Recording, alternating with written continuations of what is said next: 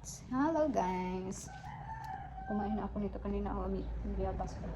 May ano kasi dito santol. Pero maasim ito. Biyabas. Tingin tayo ng makakain. Ayun. Ano yan? Kilala nyo ba yan? Sige na mos. Bago pa ako kumain. Tapos nagutom na naman. Tinalang isda. Sinabawang fish. Tapos ito, gulay na palaya. Bitter gourd na merong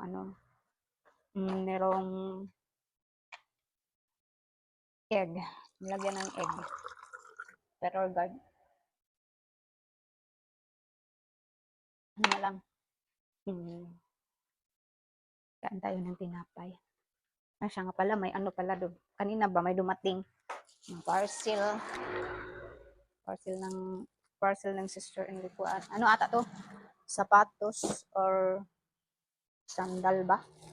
Pang niya? Susuotin niya sa trabaho niya. Nag-order siya doon sa Shopee. Gusto ko sanang mag-affiliate sa Shopee, kaso nga lang parang wala namang Shopee dyan sa lugar niyo. Wala bang Shopee dyan? Palagay ko wala eh. Karamihan kasi sa mga na-order ng mga parcel namin,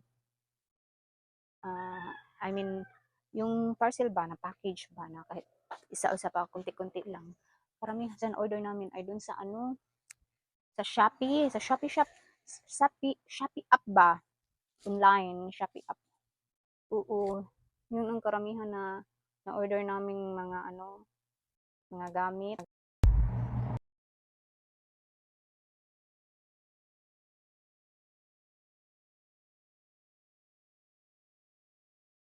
Siguro walang dyan sa inyo, walang Shopee. May Shopee ba dyan? Gusto ko kasi mag-apply. Para naman, dagdag income ko ba? Nakabilis ako. Aking tulong na yun sa akin. Meron ako dito. Unti lang kasi, Shein lang meron kayo, no? Shein tapos Temu. Wala kasi akong Temu. Kailangan kasi pag sa affiliate, mayroong item ka, yung bubukas na talaga. Item or app. Page or parcel. Bubuksan mo, yung mga item na binili mo, tapos mag-affiliate ka na. Wala akong Temu. Siguro baka magawa. Tingnan ko lang ha. Tingnan ko lang. Paano ko lang ibang bansa kasi ay ko ba? Meron naman kasing taga Maynila na nag-a-affiliate ng Temu. Marami nang nag-a-affiliate ng Temu. Ang napaano lang sa sa Shopee talaga ako karamihan na gagawin ko na lang ng paraan. Ano ba ang dapat kong gawin?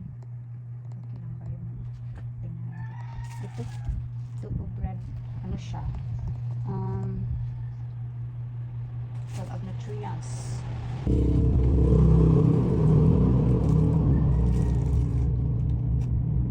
Gardenia kasi ano siya? High fiber with raisin, loaf. Nutri Plus. Ano siya? Nutri Plus Advantage. Kain tayo nito. Sinadya ko talang ganito kaysa yung wheat bread ba? Wheat bread tayo ba? Wheat bread. Whole grain. Ayun ko. Yung wala lang flavor ba? Plain lang. Ito kasi ang maganda para sa ito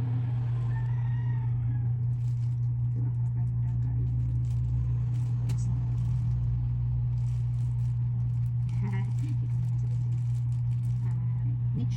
Nutri Plus Advantage. So meron siyang 35 with vitamins and minerals, vitamin A and zinc, vitamin D, cholesterol free food. Diba? Free yung cholesterol. Marami kasing marami siya. Maraming vitamins na makukuha mo ba? Like this high protein complex, iron, tapos vitamin A. May mga ganun ba na kuha mo sa tinapay na to. Tapos may mga zinc na niacin. Meron siya fiber. Meron inulin fiber, oat fiber. Meron siyang minerals, meron siyang calcium, propionate, gluconate, tocopherol, glycosylceral, at saka uric acid yan. Meron siyang may mga benefits kang makukuha ba kaysa doon sa yung classic lang, yung classic na tinapay lang. Kasi sa sa pagkakaalaman ko, yung tinapay na ewan ko lang kung totoo ba, pero na kasi parang na-observe lang parang nakakataba talaga, nakakataba yung yung slice bread na classic lang. Kasi sabi ng tita ko, bakit tama pala yung slice bread? Kasi hindi ako kumakain ng hindi ako kumakain ng, hindi daw siya kumakain ng rice. Ang kinakain lang niya yung slice bread na classic lang ba. Tapos iwan ko kung anong nilagay niyang nilagay niya yung palaman ba. Butter ba, cheese ba, or isda margarine. Ewan ko kung anong nilagay niya, basta kaya sabi niya, makakataba talaga yun slice bread. Kasi tumaba siya. Oo naman, tumataba siya. Nakita sa niya yan. Nakita sa katawan niya na tumataba talaga. Nga pala. Nga pala yung kinakain niya. Nakataba pala yun. Siguro yun yung malakas siya sa sa cholesterol siguro. Yung slice bread niya. Ano ba? Plain. Yung klase.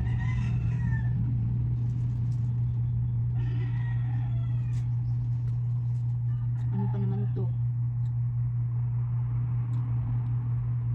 Binili ko siya yung pitsa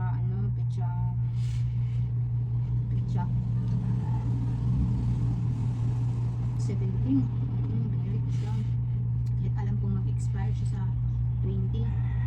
Binili ko siya kasi kung hindi ako bumili, sure na magutom talaga ako. Kaya bumili na lang ako kahit mag-expire siya sa 20 kasi parang hindi ako magutom. Sinadya talagang bumili.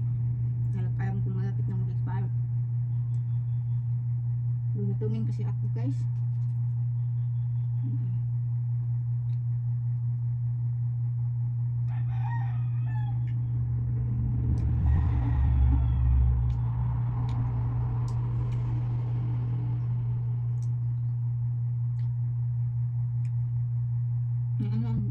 May naantay din akong parcel.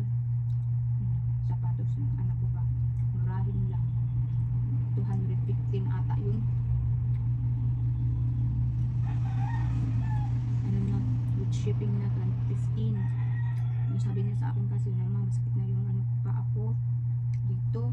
Sabi ko, dapat nagdagdagan ng allowance para hindi sumasakit yung paa mo. Hindi yung kasya lang, walang allowance. Dapat kasya mo, dapat may allowance pa, maluwang pa. Kasi ba, buo ka ng buo kasi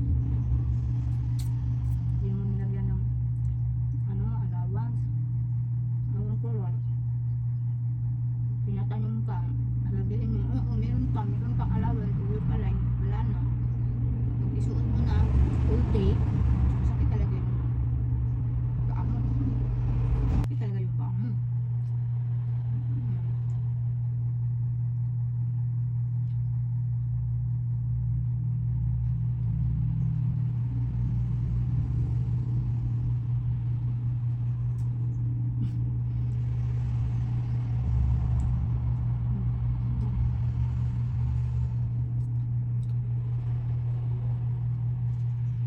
may ibang klase din dun na slice bread kaso tanong ko hmm, para saan itong slice bread na to, sabi nila pa ano daw